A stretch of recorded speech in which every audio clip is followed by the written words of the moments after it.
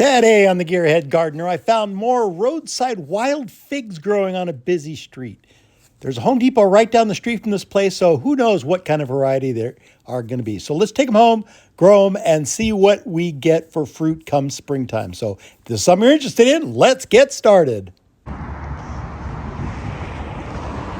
I'm on my morning walk this morning, and I come across this giant fig tree blocking the sidewalk. Now, it's industrial over here, power stations and apartments over there, and I don't see a mother plant anywhere in sight. But I'm going to go ahead and take some of these cuttings, we'll propagate them and see what they come out with. I've returned from my morning walk with a bunch of fig cuttings. So this is what I've got. I'm going to go ahead and strip all the leaves out. But when I was out, I met a guy named John who had some figs for sale, so he gave me a couple of these. I don't know, these are of course not what they were in, but these figs, they are supposed to be brown turkeys. So I got 3 of them, and I think I'm going to use the 2 big ones for grafting, and the small one I'll put into a bigger pot. But that's that group. These are insane fat ones. So the first thing I'm going to do is I'm going to go ahead and strip all the leaves off of these and see what we have as far as hardwood stock. All right, let's see if we put down the hatch, if we can see any better.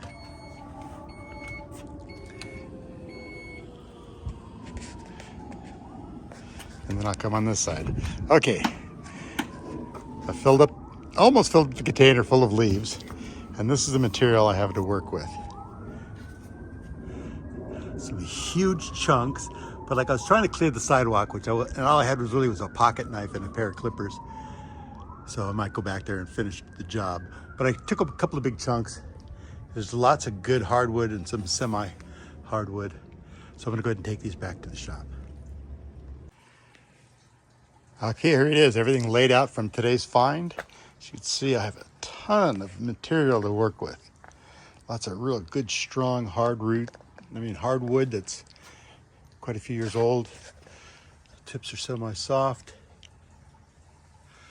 Some are huge. This one I wound up leaving a leaf on each one of it, on each end, because it was so big. I'm not really sure what I'm going to do, but I'd love to try and propagate something this size. So I might take this one, multi-trunk.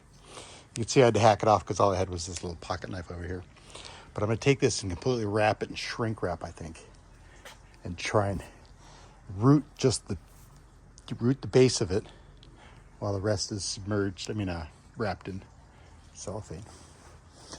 And then not sure about this one. But I think I'm going to go back because these make nice strong sticks, and I might just break them off, cut them down, bring them home, and use them for planting stakes. It's kind of nice to have. But either way, I'm going to make these a little bit more manageable.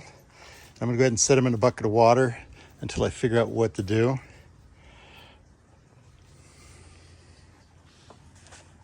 So let's see how that's going to work out.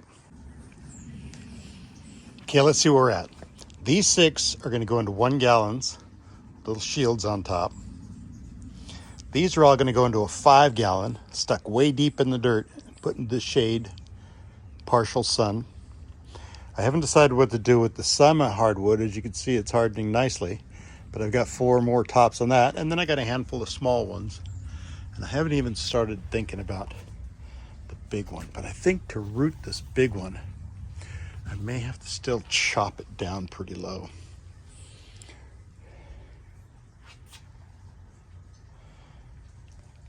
So I'm going to go ahead and do that, but I need to use a saw on that one.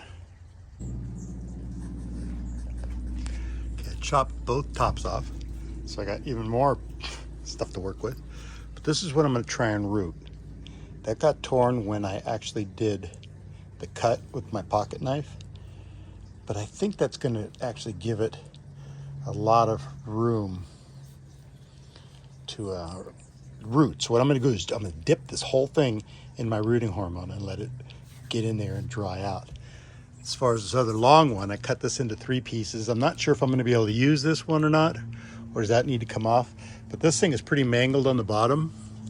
Look how many opportunities it has now to find some roots out of that. So I'm going to do the same thing with this. Not sure if I need to clean this up or just plant it in there, but since I've got so much of this, I think I'm just going to plant it in just like this with some rooting hormone stuffed inside. And these three will be in a 5-gallon bucket, and this one will be also in a 5-gallon bucket. I've labeled my 6 pots, calling it Varial Figs because that's the name of the street I found them on. Well, actually I found it on a different street, but it ends on right by Varial. So Varial Fig, I'm calling it till I can prove it differently. 11, 17, 22.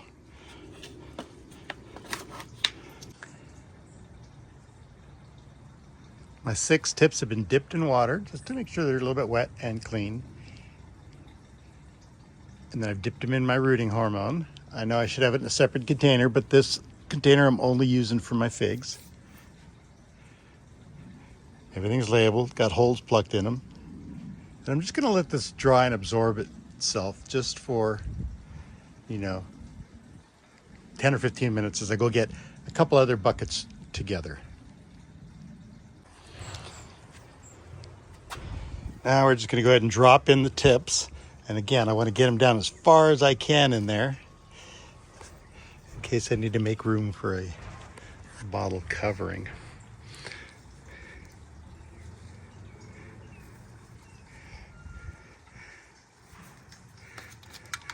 Okay, and then as far as these real big chunky ones, I was able to get my root hormone deep down inside of there. So that's just going to sit right there. And then add the topsoil.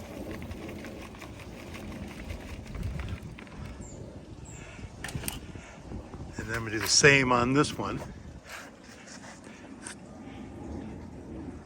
That has a significant wound or two in it. I'm going to set that there and fill it in. Pack the soil around nicely, and I'm leaving some room because we're going to go ahead and put wood chips in all of these to keep the squirrels from thinking, and the birds from thinking that's new dirt.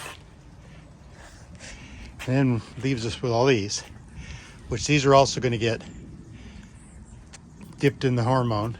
And I'm just going to put these around inside this pot because we are here the middle of November.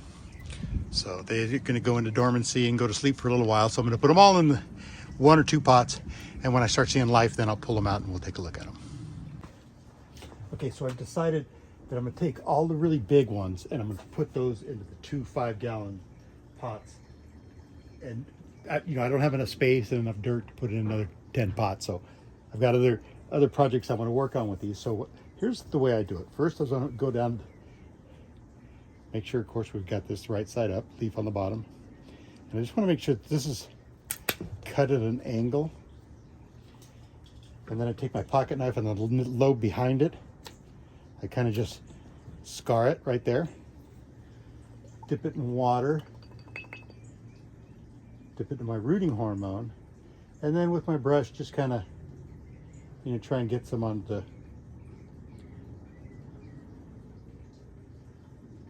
in the wound as best I can. And then from there it just goes into the pot.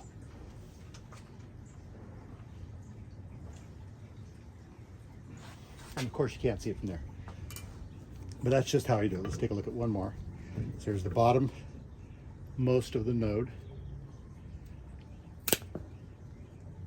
I just want to give it a wider angle there. Yeah, give it a cut. I don't want to go too high on this one, so the node's right there. I'm just going to take a little bit of a sliver off of that, expose the cambium.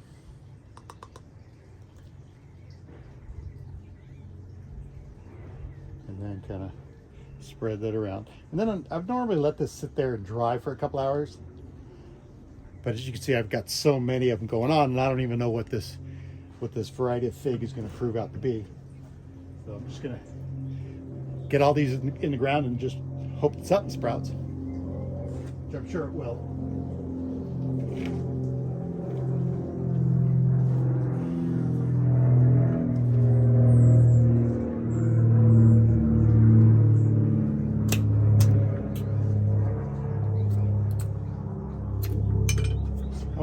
not too harsh, but it's not bad. It'll still throw it into panic mode, and it'll be able to absorb that much more moisture. It'll be able to absorb as it's trying to grow its roots. That's why you want to cut it on an angle, and that's why you want to scar it there, because the roots will come straight out from underneath there.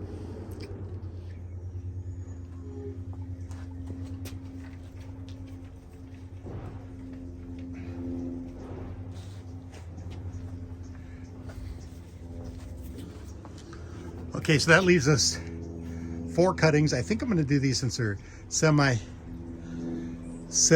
hardwood. I think I'm going to go ahead and do these cuttings in water. I've still got a few more there that I'm not ready to give up on yet, but it's just way too many that I don't need, and I don't have enough small pots to go in there, so I might just stick those amongst my yuccas. Yeah, I might just put those, a couple of those inside the yuccas there, and then that gives us 6 tips that'll grow outside with the other ones. And then we got these buckets just filled. So we'll see. Maybe all my friends and neighbors are all going to have figs to grow. We're still got to figure out what the variety is, though. For now, I'm calling it varial fig. It's a wild fig. All right, half of the varial fig bottoms are going to be sitting over in the shade. You can see I've got my victory figs over here. Got a couple other things growing with all my maple trees, but it gets a little bit of afternoon sun, but it's mostly cool and damp over here. You can see I've got a lot of things going on there. All right, the other half's going to go into the sun. Let's see if I can do this without tripping.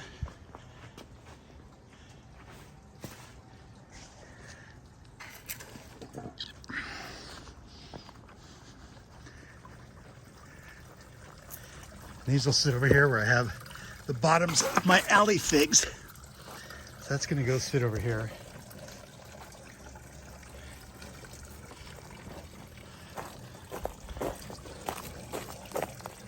The 1 gallons will sit over here with the rest of the figs until I get a chance to get them moved. But right now they get great afternoon sun and then again some evening sun. So I've got a few projects going on here.